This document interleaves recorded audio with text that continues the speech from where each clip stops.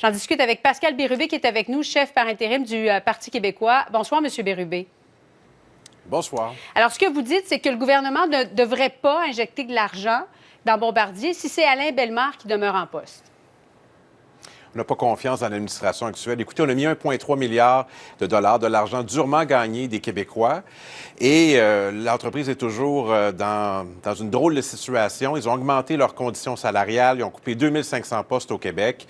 Oui, c'est un fleuron Bombardier, mais l'administration actuelle n'est pas en mesure de remplir ses engagements.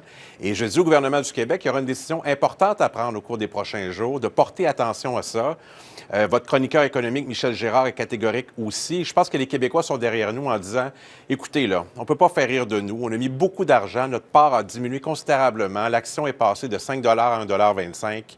Tous les indicateurs sont inquiétants. Il nous apparaît que l'administration actuelle ne peut pas recevoir davantage de fonds publics, de l'argent durement gagné des Québécois. Mais est-ce que le gouvernement a un certain pouvoir? Est-ce que c'est légitime de la part du gouvernement ou même encore du Parti québécois de demander le départ de M. Bellemare alors qu'on sait que ce sont les membres du CA qui décident de son sort? Bien, en fait, moi, je ne demande pas qu'on remplace l'administration actuelle. Je dis, à partir du moment où vous demandez l'argent public, vous faites une évaluation du coût d'opportunité. Est-ce que ça vaut la peine d'investir dans les conditions actuelles? Moi, je pose un jugement sur l'administration de Bombardier. Je demande au gouvernement du Québec d'évaluer ses risques. Il a déjà mis de l'argent, ce qui doit en remettre davantage. Et dans les conditions actuelles, ça serait un non si c'était le Parti québécois qui était au gouvernement. Ceci étant dit, ça appartient à Bombardier. Mais quand le gouvernement du Québec s'engage en mon nom, en votre nom et au nom des Québécois qui gagnent durement leur vie, je pense qu'on peut demander un certain nombre de garanties et poser un jugement d'y aller ou de ne pas y aller. Et Bombardier décidera de ce qu'ils vont faire là-dedans. Mais écoutez, cette aventure-là est très coûteuse. Bien sûr, c'est un fleuron Bombardier. Mais l'administration actuelle ne livre pas la marchandise compte tenu de l'importance d'un investissement. Écoutez, 1,3 milliard déjà investi. Notre part a diminué considérablement. L'action est descendue. Et on est gratifié de quoi? 2500 emplois qui sont coupés et une augmentation de 50 en un an des salaires. M. Bellemare gagne à lui seul 14 millions de dollars. Oui, ça, je pense que tout le monde a de la difficulté à digérer ça lorsqu'on voit son salaire. C'est le mieux payé, d'ailleurs, de tous les dirigeants à travers le Québec. Bombardier, qui traîne une dette de 9 milliards de dollars, ça, c'est quand même incroyable, ne cesse de diluer aussi ses actifs. On a l'impression, M. Bérubé, que il ne reste plus grand-chose à Bombardier. On a donné la C-Série. Les avions d'affaires, on a de la difficulté. La division transport ferroviaire, ce n'est pas mieux. On n'a même pas été capable d'aller chercher le contrat du REM ici au Québec pour différentes raisons. À l'Inde. Oui, effectivement, ce sont les Indiens qui l'ont obtenu. Qu'est-ce qu'on doit faire avec Bombardier au juste? Parce que le rôle du gouvernement, c'est de sauver des emplois ou de protéger les actionnaires? C'est les emplois essentiellement. Puis à l'origine, évidemment, on avait dit qu'il fallait investir de façon générale dans l'entreprise pour avoir une partie des bénéfices. C'était une erreur du gouvernement libéral, c'est sûr. Maintenant, c'est un nouveau gouvernement qui a une décision à prendre. Bien sûr, on a investi de l'argent. Notre part a diminué considérablement comme acteur de ce montage financier. Maintenant, on sait qu'il demande davantage d'argent. D'ailleurs, l'administration de Bombardier va être jugée là-dessus.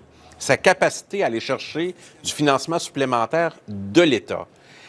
M. Legault a émis un premier commentaire sur le fait que sur une partie de ce qui est demandé, c'était non. Mais là, la réponse devra venir très bientôt, à la fois pour Bombardier, sa presse, et à la fois pour le gouvernement du Québec qui devra s'engager ou pas. Ce que je dis de façon préventive, c'est que il me semble que la population du Québec qui a suivi ça de très, très près est déçue de ce que Bombardier a fait avec l'argent qu'on a investi, 1,3 milliard de dollars. Elle est déçue des coupes de 2500 emplois d'hommes et de femmes qui travaillaient avec fierté pour Bombardier. Elle est déçue de l'augmentation faramineuse des conditions de ses dirigeants, dont son PDG. Pour réinvestir, ça prendrait des garanties importantes, notamment l'assurance que l'administration actuelle va pouvoir agir correctement avec cet argent durement gagné. Et les conditions ne sont pas réunies. Les erreurs s'accumulent. On l'a vu avec la condition générale de Bombardier. Il nous apparaît que le gouvernement du Québec devrait y penser à 2 fois avant d'investir. Et nous, on est plus tranché que ça. Avec l'administration actuelle, c'est pas possible. Alors, Est-ce que Bombardier va m'écouter? Je n'ai pas cette prétention-là, mais j'ai une prétention toutefois de bien connaître les Québécois et de croire qu'ils sont en droit de demander des garanties et de transmettre également le message qu'ils n'ont pas confiance dans l'administration actuelle de Bombardier. Oui, je pense qu'il y a bien des Québécois qui sont d'accord avec vous, M. Bérubé. En tout cas, de ce que je comprends aussi en suivant le dossier depuis les différentes années. M. Alain Bellemare, qui a été nommé en 2015, puis après 5 ans, le plan de redressement, on l'attend toujours, mais l'entreprise fait face à d'importantes difficultés financières. M. Bérubé, je peux me permettre... Oui, si je peux me permettre, il y a un ensemble de projets au Québec qui nécessiteraient également des investissements de l'État. Et je suis sûr qu'il y a bien des communautés qui écoutent ce qu'on se dit présentement, qui se disent, oui, Bombardier, mais il y a plein d'autres projets importants au Québec, dans les régions du Québec, qui auraient besoin de financement. Alors, oui, c'est un fleuron Bombardier, mais pas à n'importe quel prix. Puis le prix est très élevé jusqu'à maintenant. J'allais dire, je voulais qu'on parle, en terminant, de la course à la direction, parce que Sylvain Gaudreault, on le sait, se lance, fait partie des candidats. Et il a eu un mot aujourd'hui à l'endroit de Guy Nantel. On ne sait pas si M. Nantel va se lancer. Là. On a l'impression que ça s'en vient.